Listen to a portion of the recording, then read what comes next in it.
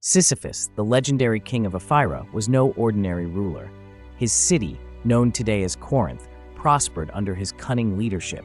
Renowned for his sharp mind, Sisyphus was not just a king, but a master strategist. He could solve problems others deemed impossible and often turned obstacles into opportunities. His intelligence, however, came with a darker side. Sisyphus was manipulative and deceitful, traits that often got him what he wanted, whether through fair means or foul. He loved to outwit those around him, be they mortals or even the gods themselves. Among his people, Sisyphus was both admired and feared. His rule brought stability and innovation, but his relentless ambition meant that no one was truly safe from his schemes. But what made Sisyphus infamous was not his reign or his people's respect. It was his audacious defiance of divine authority. He would challenge not just the rules of men, but the very order of the gods, setting the stage for a tale that would echo through the ages. Sisyphus's cunning knew no bounds, and his first great act of defiance was against Thanatos, the god of death. The trouble began when Sisyphus betrayed Zeus himself. The king had discovered that Zeus had abducted Aegina, the daughter of the river god Asopus, to make her his lover. Seeing an opportunity, Sisyphus struck a deal with Asopus. In exchange for revealing Aegina's whereabouts, Sisyphus demanded that Asopus provide water to his city, Ephyra, ensuring its prosperity. The river god agreed, and Sisyphus spilled Zeus's secret. When Zeus learned of this betrayal, his fury was unrelenting. To punish Sisyphus, he ordered Thanatos to drag him to the underworld. But the clever king had no intention of going quietly. When Thanatos arrived, draped in shadows and chains, Sisyphus feigned submission. He praised the god's might, all the while devising his escape. Sisyphus then offered Thanatos a gift, a new pair of chains, supposedly forged to honor the god of death. Intrigued, Thanatos agreed to inspect them. But as he examined their craftsmanship, Sisyphus sprang his trap. With a quick motion, he bound the god of death in his own chains.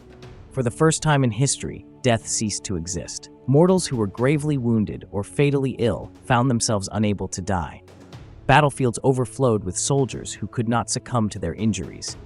Even the gods noticed the unnatural stillness spreading across the world. Hades, ruler of the underworld, grew enraged as his realm emptied. Zeus himself had to intervene, sending Ares, the god of war, to free Thanatos from his chains. The god of death was furious, and his wrath against Sisyphus was far from over. After binding Thanatos and halting death itself, Sisyphus reveled in his newfound freedom. But he knew the gods would not let his defiance go unanswered. Ever resourceful, the cunning king devised yet another scheme to outwit them. When Thanatos was finally freed, it was Ares, the god of war, who intervened. Frustrated by the stalemate in battles, where soldiers could no longer die, Ares sought out the imprisoned Thanatos. The war god's strength easily broke the chains that bound the god of death, unleashing Thanatos once more. Now furious and seeking revenge, Thanatos returned to claim Sisyphus's soul. But the king had one more trick up his sleeve. Before his supposed death, Sisyphus instructed his wife Merope to dishonor his body by refusing to perform the proper burial rites. As Thanatos dragged him to the underworld, Sisyphus bided his time, carefully plotting his next move. Once there, he encountered Hades and Persephone. Displaying his usual charm, he managed to convince the rulers of the underworld to hear his plea. Feigning sorrow and regret, Sisyphus claimed that he had been taken too soon.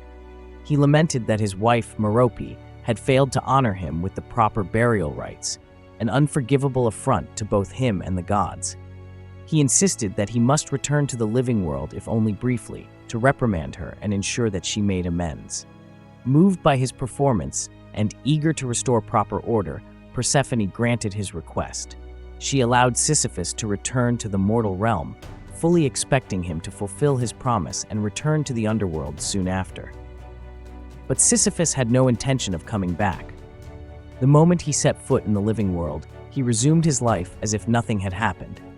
He laughed at the god's naivety and reveled in his victory, continuing to rule over Ephyra and defy the laws of nature.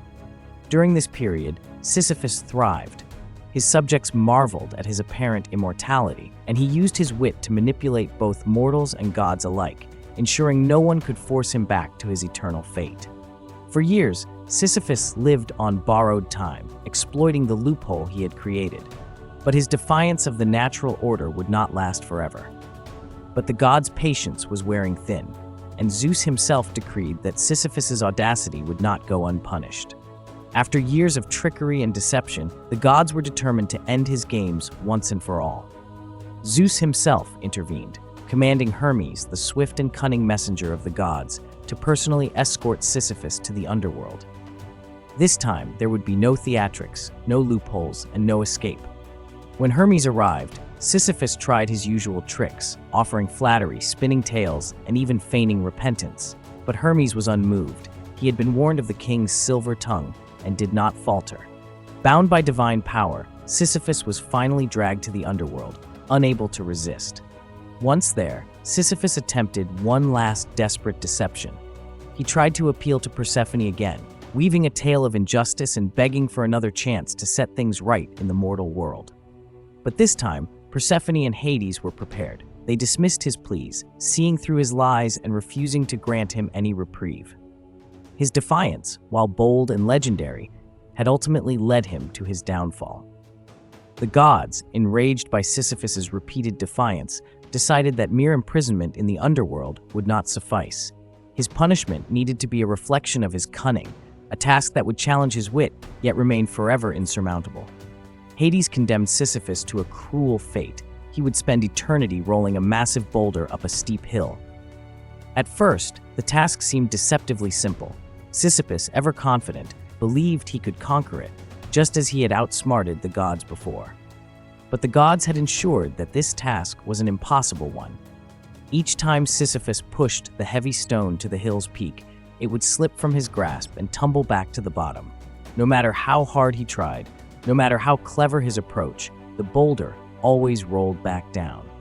Day after day, year after year, Sisyphus labored under the scorching heat of the underworld.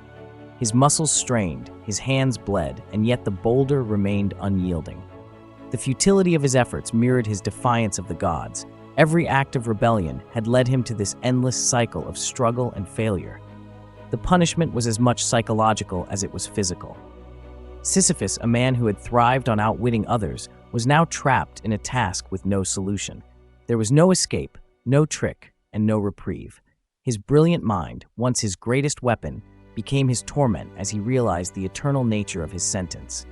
For all his cunning and cleverness, Sisyphus was now a symbol of futile effort, doomed to repeat the same task for eternity. Don't forget to like this video and subscribe to Mythos and Mankind for more captivating stories of mythology and history.